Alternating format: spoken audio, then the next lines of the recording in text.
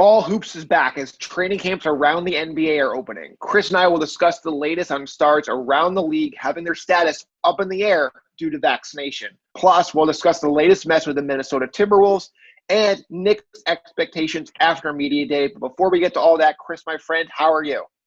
Hey, Stevie, we're only a few weeks away before the start of the NBA season, and I'm looking forward to everything and our Knicks playing back and all of that. But first, one of the things that is holding us back right now is the potential vaccination problem, unvaccination problem in the NBA.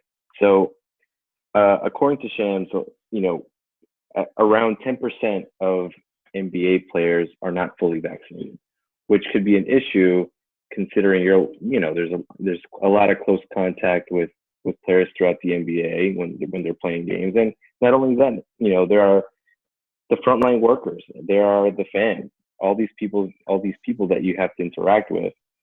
And, you'll have players like Kyrie Irving, who we don't know what their vaccination status is, but, we could probably infer that he isn't based on him not attending Nets Media Day. Andrew Wiggins, who sought a religious exemption rule, and Jonathan Isaac. So those are some of the few players that we know about. How do you think the NBA should handle this problem, Stevie?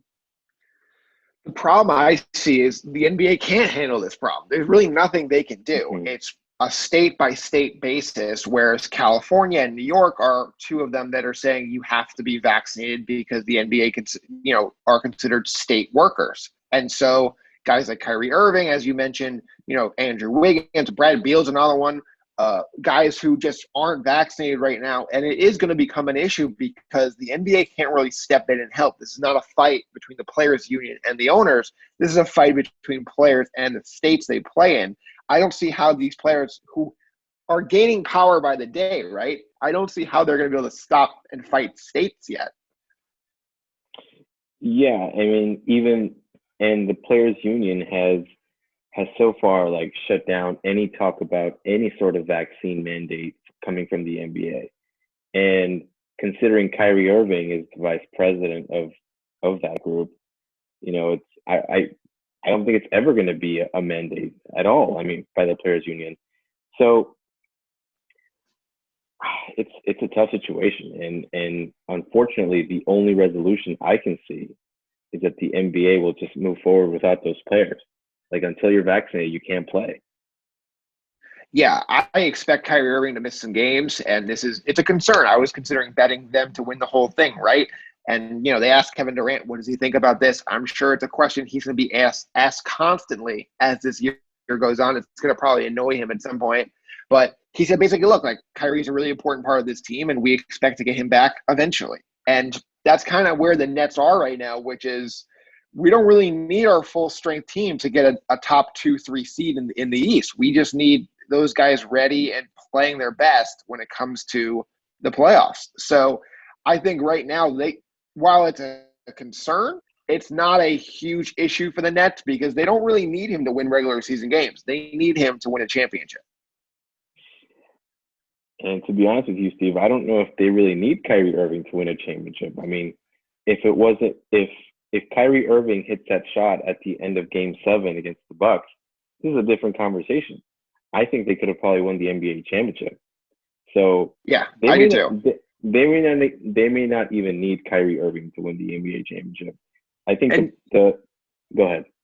I was going to say, basically, all these guys are talking right now. We shouldn't have to get vaxxed, these kind of things. Once game checks start to be removed, it's going to be hard for me to imagine that every player who's not vaccinated right now is going to stand by that. You already heard Bradley Beal basically going, I'm going to do more research. I'm not saying I won't do it. I'm just saying I don't know right now, And there's other guys like Kyrie Irving who are very on the other spectrum, which is I'm not doing this no matter what. So I'm curious to see who budges here. Well, we don't know about Kyrie Irving, right? But we can infer that he doesn't have vaccination status. And he sort of alluded to it being resolved rather than later. So who knows with Kyrie? Whoever knows what Kyrie is thinking. Except he's someone who's very active in terms of being outspoken about social issues, which obviously is a great thing. But here, it felt like a missed opportunity for someone of his stature to really come out and say, like, hey, we should get vaccinated because it's good for our community, the communities of color. And then on a side note, I mean, even today, I think one of the biggest hurdles that the NBA needed was for LeBron James to say that he was vaccinated. I think, regardless of people are always going to say it's up to the person, but him sort of essentially saying that he got it, I think is not to put too much of a stretch out there, right? But like, I think it's one of those things that in order for the sport to move on, like, imagine your best player not being vaccinated, then you have a problem. Anyway, I don't think LeBron coming out and saying everyone should go get vaxxed is going to have Kyrie Irving and Jonathan Isaac coming out and getting vaxxed. He didn't say that. He just said that he was vaccinated, and he didn't offer himself to do any PSAs urging others. No, I know. I'm saying I don't think if he did that changes anything. No, maybe not for those players, but because Kyrie Irving and Jonathan Isaac are, I'm sure they've heard it from other people closer to them. But I just think as a league, having your best player say that he is like a sigh of relief. Imagine a scenario where LeBron James is saying, "Yeah, I don't know about getting vaccinated." Then the sport is in danger.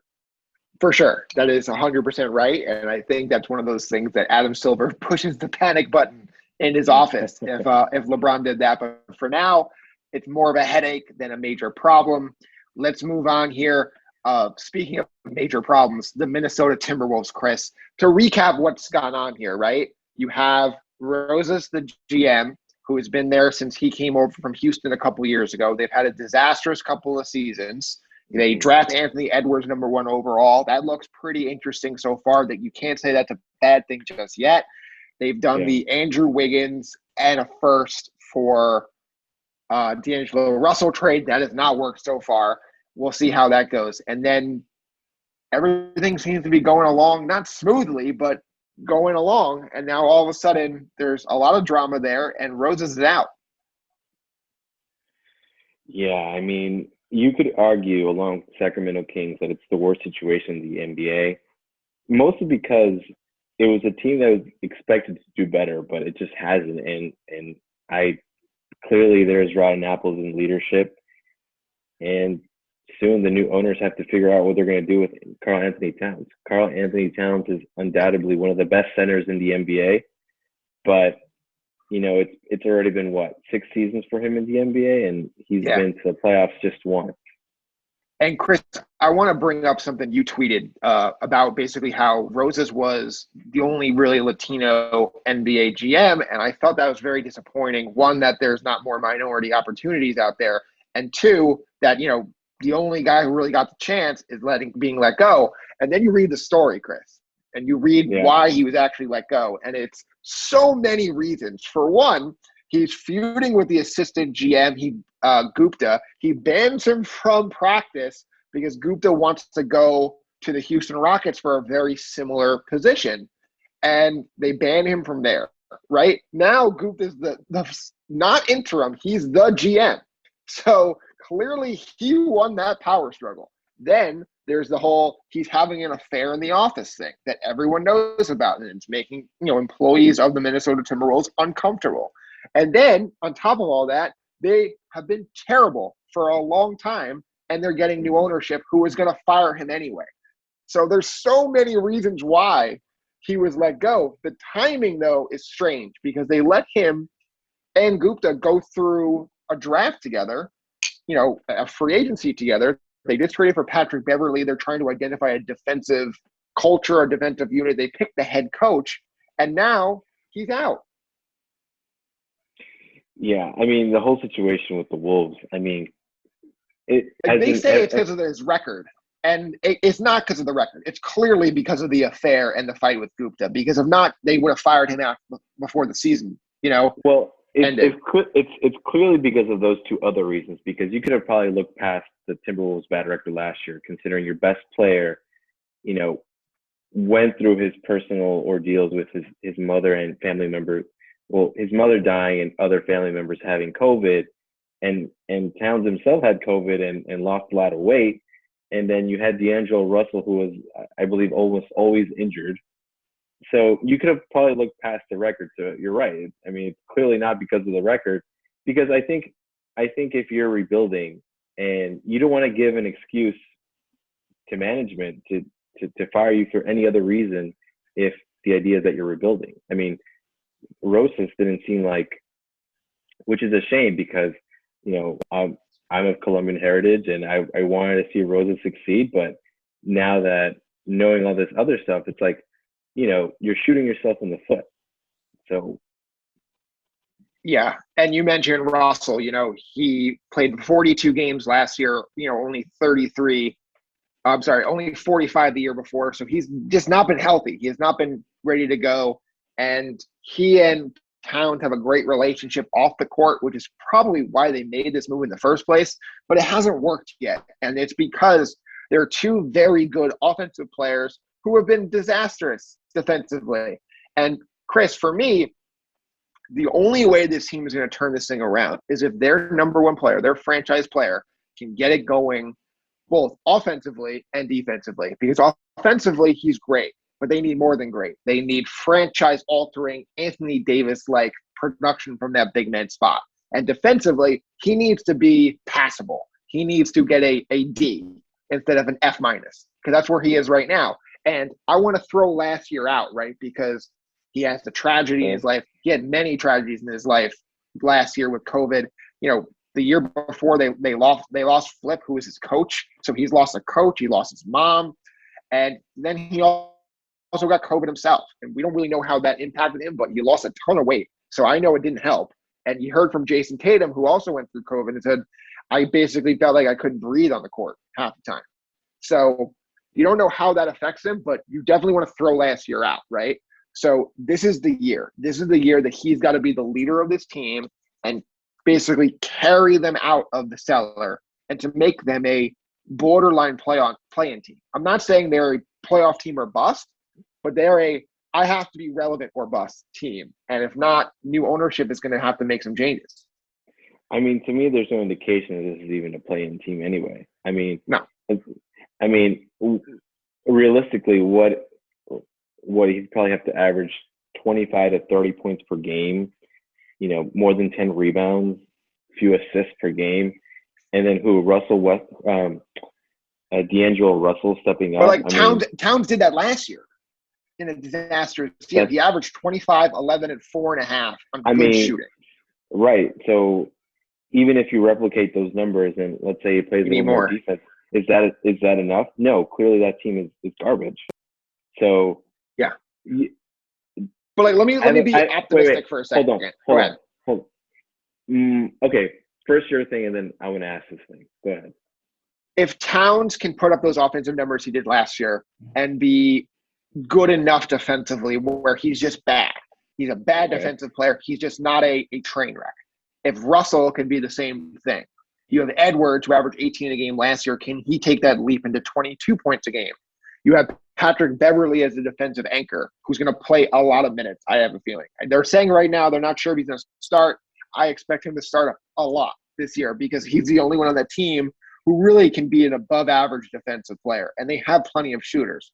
If all of that goes right, couldn't you see this team as a 35-win team who can be spunky and pesky, kind of like what the Kings did 2 years ago before they stopped running? I mean, there's just like literally right as you were talking, you said if like 4 or 5 times, and if you have to depend on so many ifs, what are the things that you can rely on? You can rely on Towns scoring a lot of points and scoring and getting a lot of rebounds. D'Angelo Russell's availability is a big one too. Like maybe if he's available, like, you know, they win 10 or, you know, 8 or 10 games last year. Now, the West is a little bit more wide open, which I think could be a window of hope for them.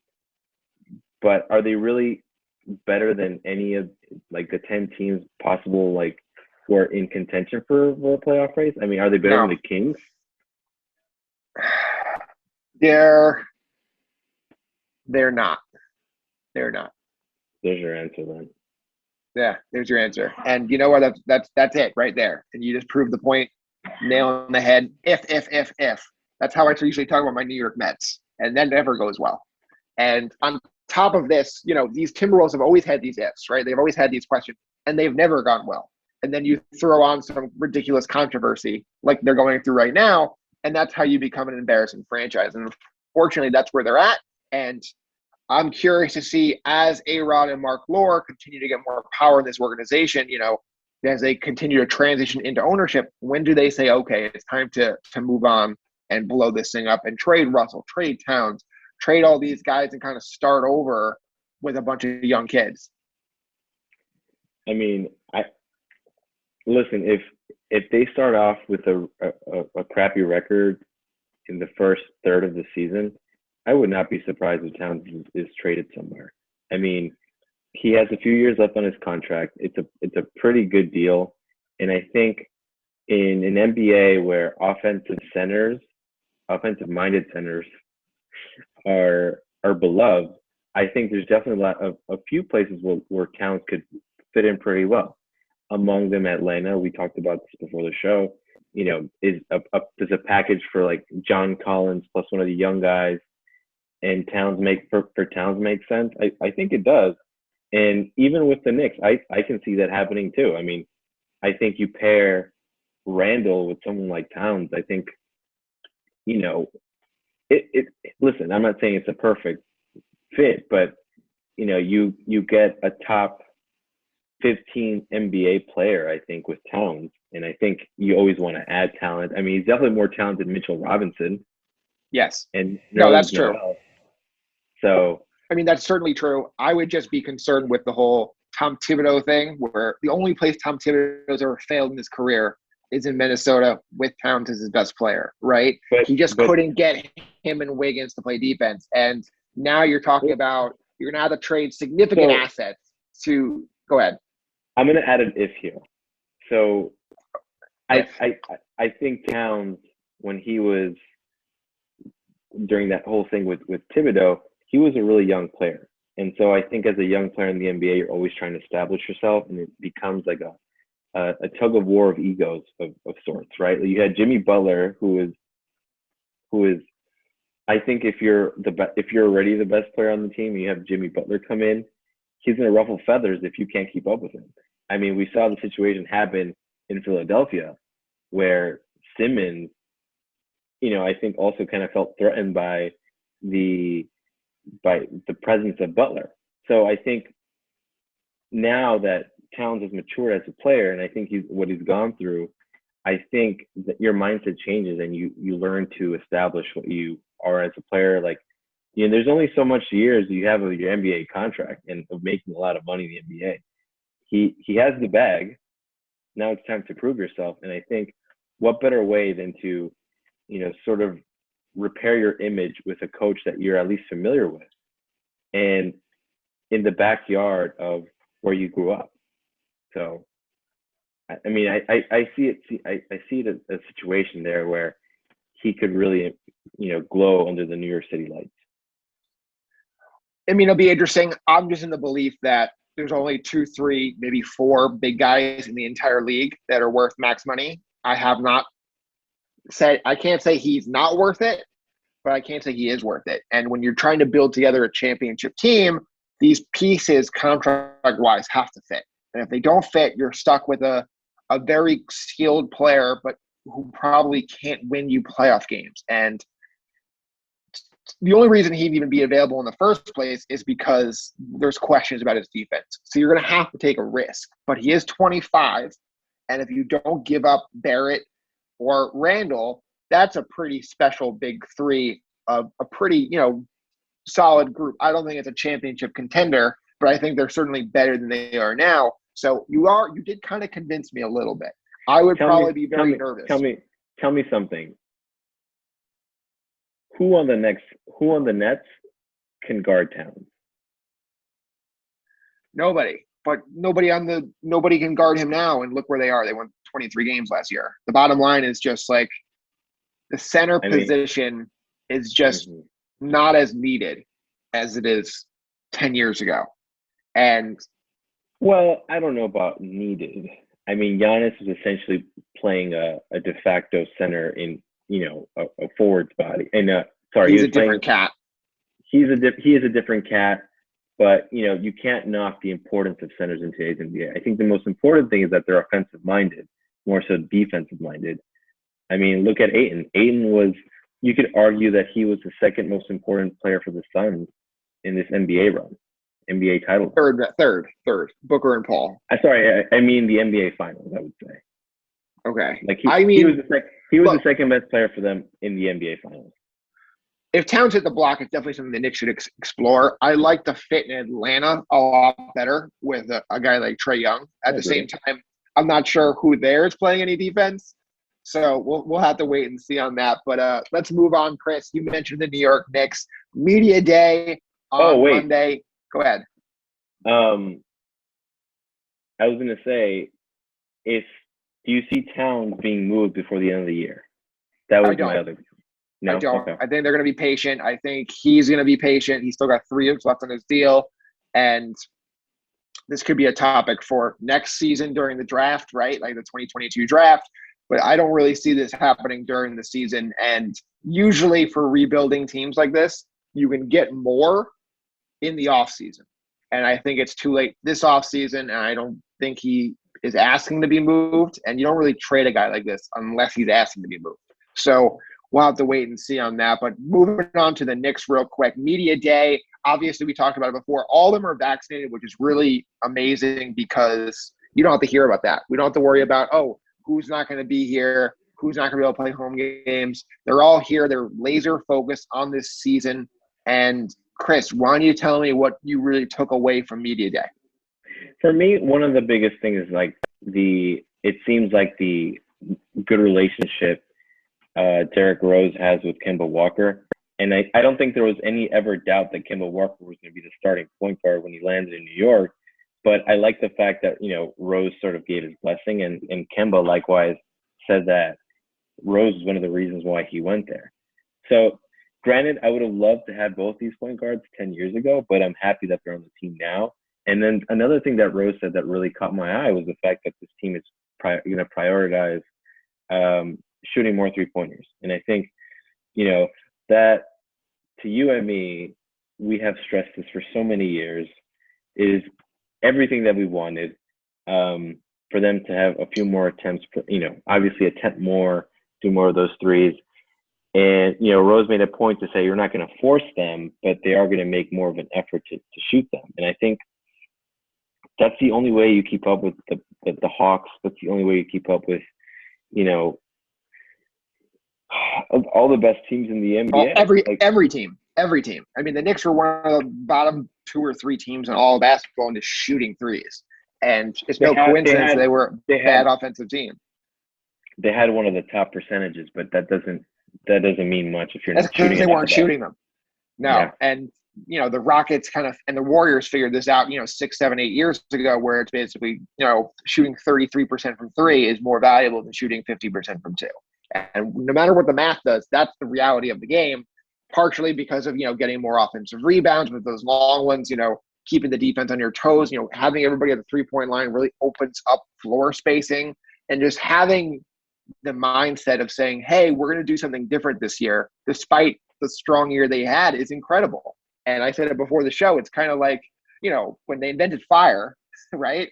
And, 500 years later, some other faraway town figured out fire. You're not like, oh my God, what took you so long? You're just clapping for them. Great job. Great job figuring this out, that 3s are more valuable than 2s. It's incredible. The Knicks are really becoming a competent franchise that's starting to understand how basketball works. And how amazing is this, Chris? And I think my favorite part about this whole thing is that the fact that the Knicks aren't the team causing any sort of controversy. Literally, they are just about their business, which is the business of playing good basketball. And I think that's a testament to Tibbs and obviously the front office, to make this just about, we're business as usual. And I think it's such a refreshing media day, because I think even last year we were sort of like skeptical because, it always starts off this way. They're always like about like, oh yeah, team, whatever. Culture, this, that, Culture, yes, but it's been yes. great. And And we so far, even got to hear from Leon Rose. He spoke. right. And so far, I mean, this team has been about keeping their word with that. And I appreciate that because, listen, I think at the end of the day, getting an NBA championship requires not only talent, but it also requires a little bit of luck. The third thing that you need there is obviously hard work. And I think that as Knicks fans, long-suffering Knicks fans, I think right now we're satisfied with having one of those three and winning enough games, obviously, and being a playoff contender. I think we are those things. So I'm happy to, it looks like it's going to be a good season for the Knicks. Looks like. Yeah. In terms of, the positives, third year for Barrett, looking for him to take a step forward. Fourth year for Mitchell Robinson, looking for him to take a step forward. Same thing with Quickly and Obi Toppin. Those are going to be key guys off your bench. I'm curious to see how the Kemba Walker point guard minutes play out because this is a guy who did not play any back-to-backs last year, Chris.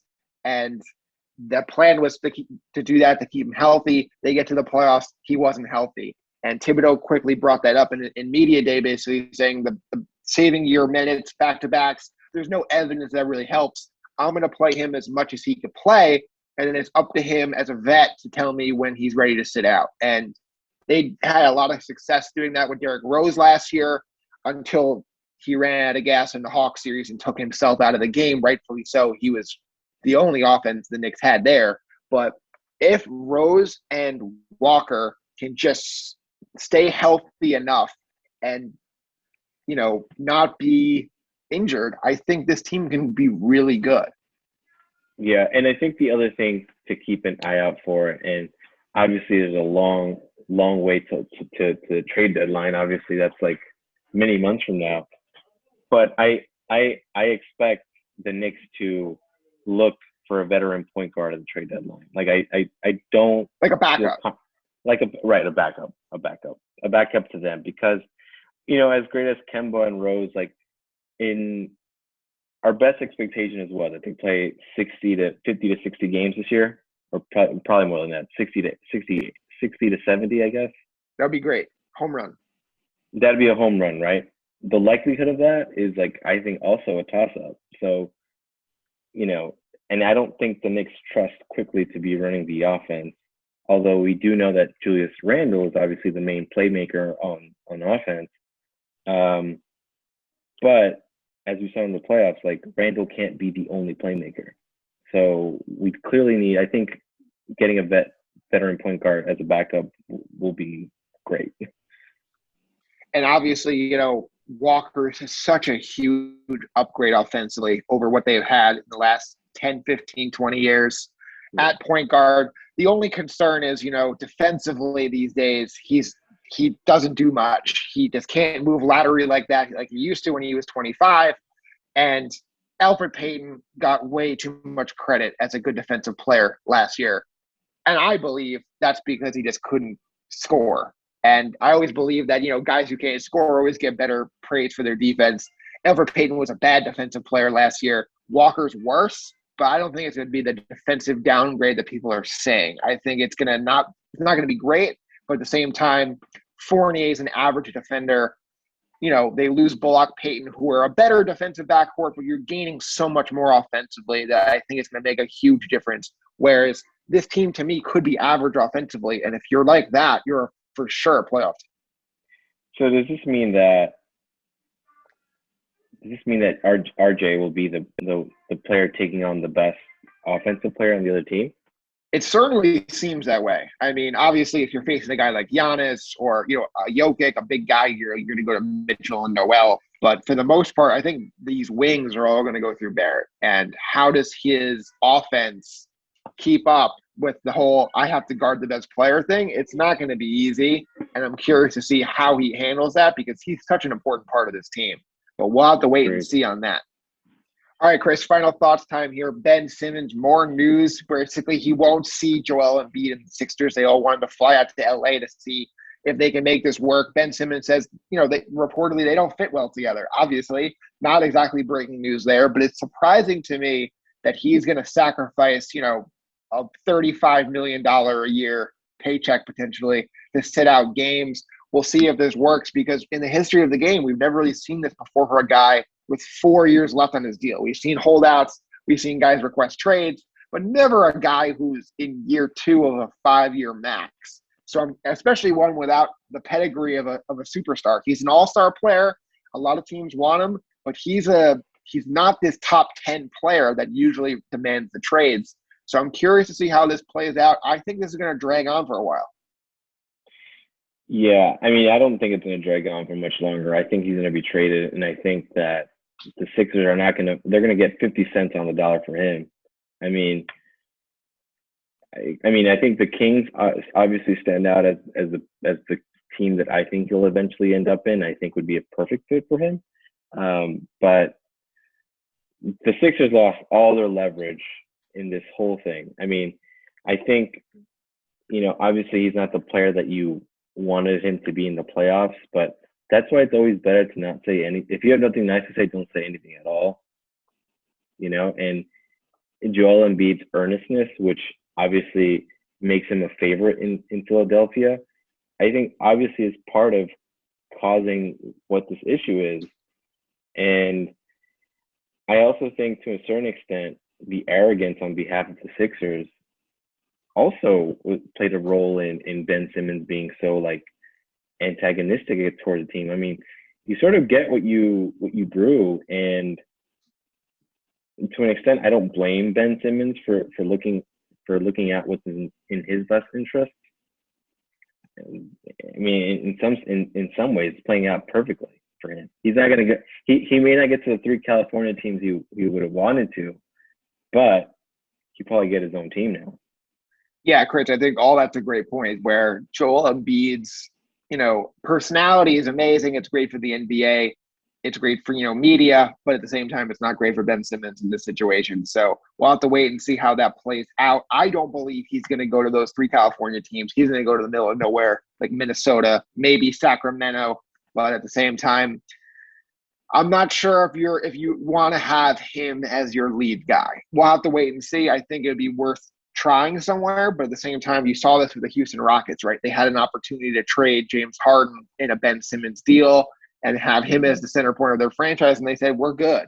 And not because they didn't think he'd be any good, but because they were like, all right, a Ben Simmons-led team, to them, was a 40-win team, and they didn't want to get stuck in the middle. And I don't really see how these other teams like Minnesota and Sacramento, who are going to trade assets, how are they going to turn Ben Simmons into more than that? We'll have to wait and see. I'm holding my breath. All right, Chris, that's going to do it here for All Hoops. Thank you for listening or watching us on YouTube. We are there now, so please subscribe. We're going to have plenty more content coming in the next couple of weeks as basketball ramps up here. And Chris, anything else you want to say before we wrap up the show? No, I'm just happy to do another show with you, Stevie.